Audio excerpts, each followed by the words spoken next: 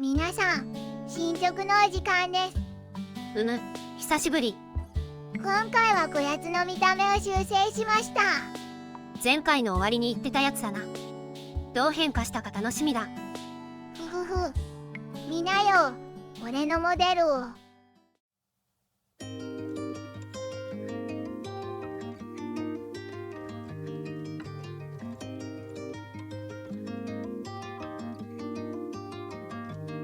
変わりすぎて草。原型をとどめることを知らない改変。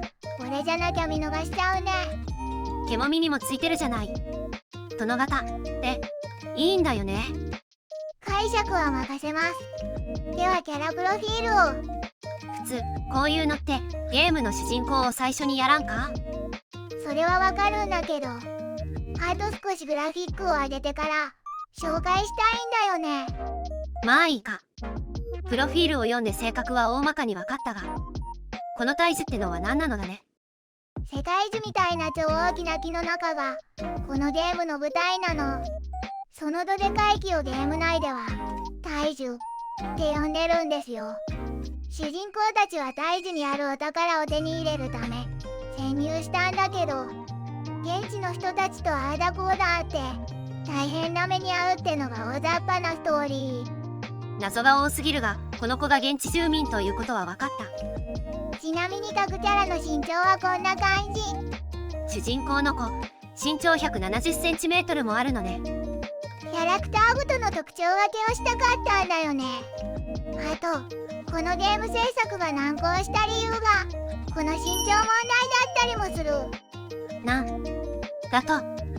話が長くなるからはしょるけど、身長はちゃんと決めようねって話です。番外編くらいでまた話すかも。UE5 で確認。ゲーム上で見なきゃテンション上がんねえよな。こっちが本題だ。ルックアット動作。よし。会話動作。よし。あれ、前は口パクしてなかったっけ？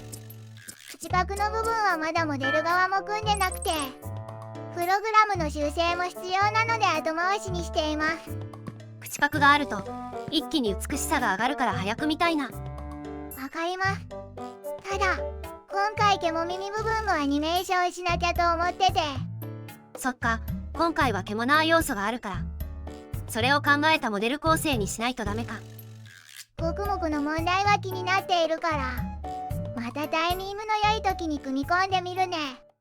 次回の作業予定。こんな感じで進める予定です。おう、ついにマック制作が始まるのか。僕はゲーム部分作るの本当に好きだから、やっとこの手の作業に戻れるのは感無量であります。